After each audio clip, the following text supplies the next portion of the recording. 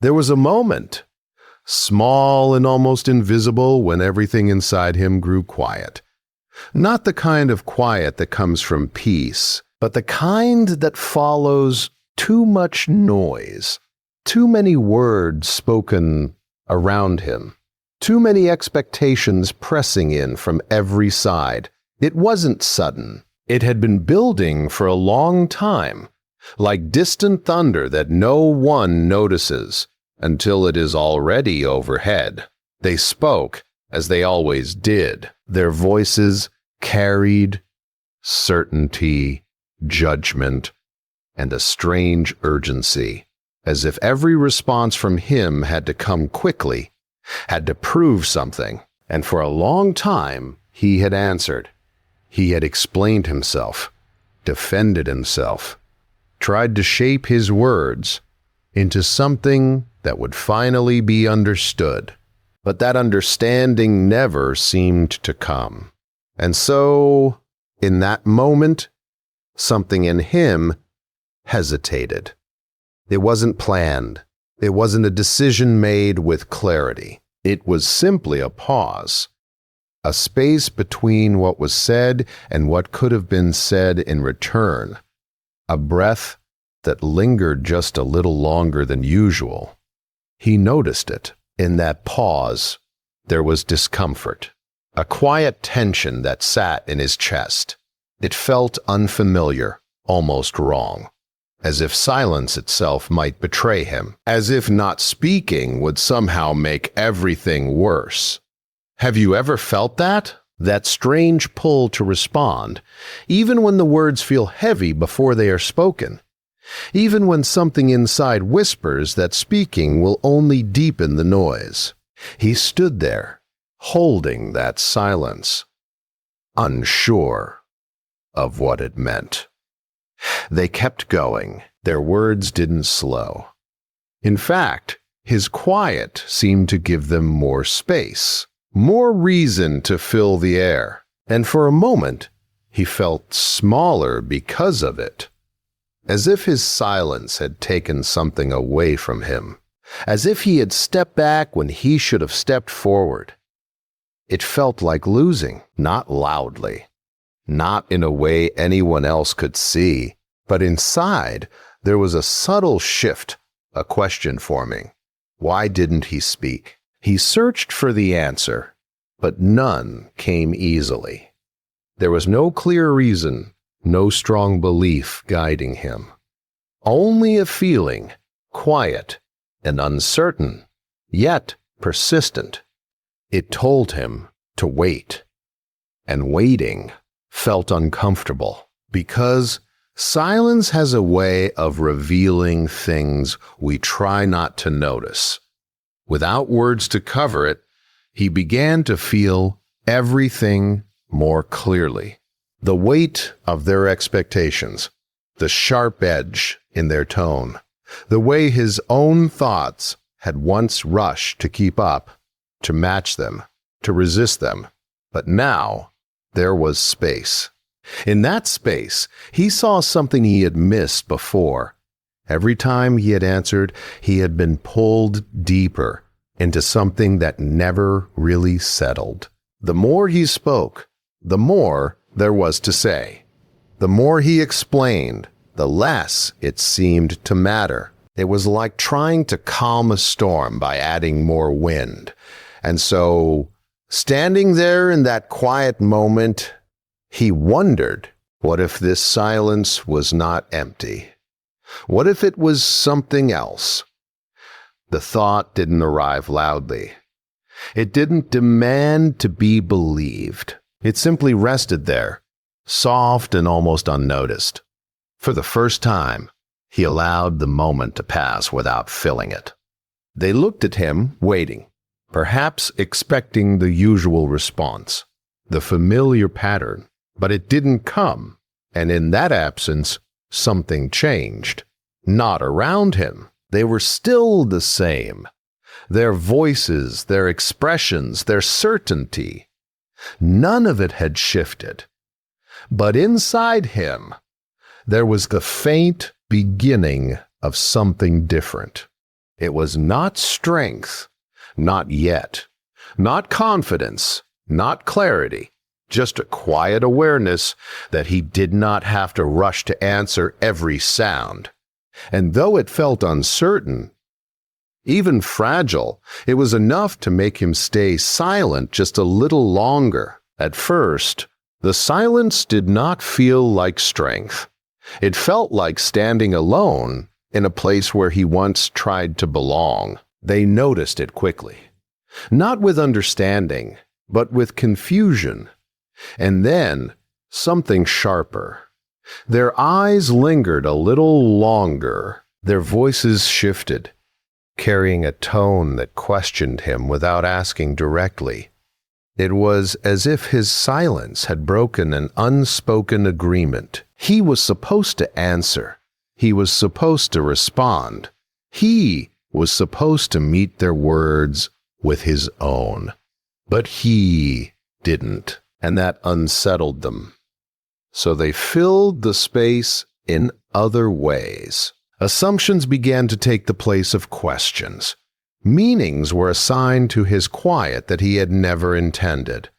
To them, silence was not neutral. It had to mean something. Maybe he had nothing to say. Maybe he had accepted what they said. Maybe he simply couldn't answer. And slowly, their voices began to shape a version of him that did not feel true, but also felt difficult to correct without stepping back into the noise. He felt it deeply, that quiet pressure to explain, to fix what they misunderstood, to step forward and reclaim what felt like it was slipping away. Because being misunderstood has a certain weight to it, doesn't it? It sits in the chest, heavy and restless. It whispers that if you do not speak now, the wrong story will take your place. That silence will not protect you. It will replace you. And for a moment, he almost gave in. The words gathered inside him again. Familiar, ready, almost automatic. He knew exactly what he could say. He could correct them. He could push back. He could remind them of who he was, of what they were missing. It would have been easy. So why didn't he? He stood there, feeling that tension rise and then fall again like a wave that loses its strength just before reaching the shore. Something had changed. He began to notice that their understanding of him had never truly depended on his words. Even when he spoke before, they heard what they wanted to hear. They shaped his answers into something that fit their view. So what would change now? The thought was quiet, but it stayed, and with it came a strange realization. One that felt both unsettling and freeing at the same time. Not every misunderstanding needs to be corrected. Not every silence is a loss. He let that settle within him. Even as the discomfort remained, they continued, filling the quiet with their own conclusions. At times, their words seemed sharper, as if trying to provoke something from him, as if his silence itself had become something to challenge, but he watched it now. Not with resistance, not with agreement, just with a quiet awareness. He noticed how quickly words can lose their meaning when they are driven by the need to react. He saw how easily a moment can turn into something endless when both sides refuse to pause. And for the first time, he felt the edge of something steady beneath the discomfort.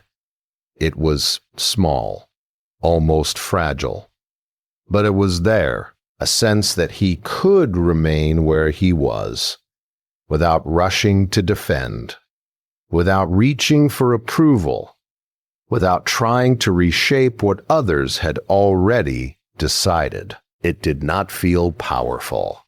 In fact, it still felt like he was giving something up. But there was also a quiet question beginning to form beneath it all. If he was not reacting, then what was he protecting? He didn't have the answer yet, but he stayed silent long enough to feel that the question itself mattered. And somehow, that was enough to keep him from speaking just a little while longer. Time passed, though not in any way that could be measured. Nothing around him seemed to change. They still spoke with the same certainty, still carried their judgments as if they were truths that needed no questioning. Their world continued as it always had, steady and unmoved, but something within him had begun to shift. It was not sudden. It did not arrive like a clear realization or a moment of clarity. It moved slowly, quietly, like a shadow changing its place without being noticed. At first, it was only observation. He began to listen not with the intent to respond, but simply to hear.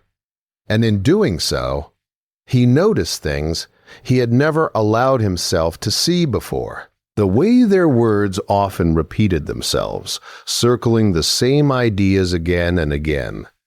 The way their certainty seemed less like strength and more like habit. It made him wonder, had he always been trying to answer something that was never truly asking? The thought lingered. Before, every word directed at him felt like something he needed to carry, something he needed to resolve. But now, without the urgency to reply, those words seemed to lose some of their weight. They were still there, but they no longer reached as deeply. And in that distance, something unexpected began to grow, a sense of space. Not around him, but within him.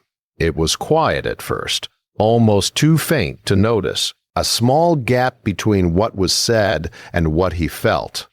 A pause that no longer felt forced, but natural. In that space, he found himself less pulled by their tone, less shaken by their assumptions.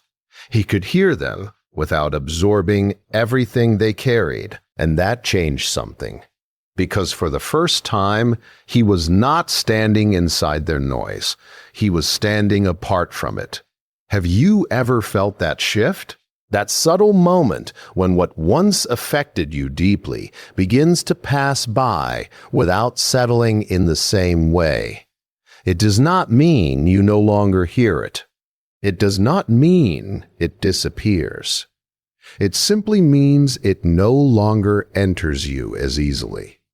He began to understand that his silence was not emptiness. It was not a lack of response, nor a sign of weakness. It was a boundary, not one built with force or resistance, but one that existed quietly without needing to be seen. And the more he remained in that space, the clearer it became.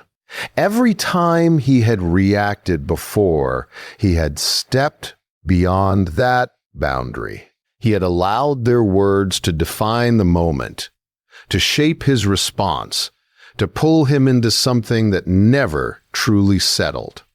But now, by doing nothing, he was holding something in place, something that felt unfamiliar, yet steady. It was not about them anymore.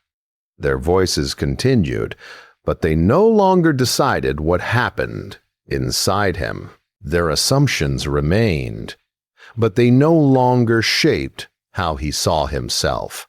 For a while, this felt strange, almost as if he was stepping away from something he had always known without fully understanding where he was going instead. There was no clear path, no strong sense of direction. only a quiet knowing that he did not need to return to where he had been. And in that knowing, something softened. The need to prove himself began to fade. The urge to correct every misunderstanding grew quieter. Even the discomfort that once filled his silence started to lose its hold. In its place, there was a calm that did not depend on being understood. A steadiness that did not require agreement. It was not complete. It was not perfect. But it was real. And for the first time, his silence did not feel like something he was holding on to. It felt like something that was holding him. And slowly, without any clear moment of decision, he stopped seeing his silence as something temporary. Before, it had felt like a pause, something that would eventually end. Something he would have to step out of, as if sooner or later he would return to answering, to explaining, to meeting every word with another word. But that feeling began to fade. In its pay, place came something quieter, more settled. He no longer waited for the right moment to speak. He no longer felt that subtle urgency building inside him, asking to be released. The silence was no longer something he held back with effort. It had become natural. They still looked at him, sometimes with confusion, sometimes with a quiet challenge in their eyes, as if they were still expecting the version of him who would respond, who would rise to meet them in the same familiar way. But that version did not return, and for the first time, he did not feel the need to bring it back. There was a certain stillness in that, a kind of calm that did not ask for permission. He wasn't trying to prove anything by staying quiet. He wasn't trying to win, or resist, or even be understood. He was simply no longer moved in the same way, and that changed everything, even if nothing on the outside appeared different. Because now, when their words came, they did not enter him as they once had. They passed by, like wind moving through an open space. He could hear them, but he did not carry them. He could see their expressions, but he did not shape himself around them. It was not distance in a cold sense. It was not indifference. It was something softer. A quiet understanding that not everything required his energy, that not every moment deserved his voice, that some things, when left unanswered, lose their weight on their own. He began to notice how much of the world around him was built on reaction, how quickly people moved to fill silence, as if silence itself was something to fear, as if a moment left unanswered might reveal something they were not ready to face. But he no longer shared that fear. Silence, to him now, felt full. Not empty, not lacking, but complete in its own way. And within that fullness, there was a kind of strength that did not need to be shown. It did not rise. It did not push outward. It simply remained. They spoke less to him over time. Or perhaps it only felt that way. Perhaps they were still the same, but without his responses, their words had nowhere to settle, nowhere to grow. Without reaction, the pattern began to lose its shape, and he saw it clearly now. What once felt like something he had to face had always depended on his participation. Without it, there was nothing to hold it together. This realization did not come with excitement. It did not feel like victory. It felt quiet, almost obvious, as if it had always been there, waiting to be noticed. He stood in that understanding, not needing to act on it, not needing to explain it, just allowing it to be. And in that stillness, something within him rested in a way it hadn't before. There was no longer a question of whether he should speak or stay silent. There was no longer a sense of something to prove or something to protect. There was only a calm presence, steady, unspoken, and enough on its own. And without saying anything at all, he had changed the way everything touched him.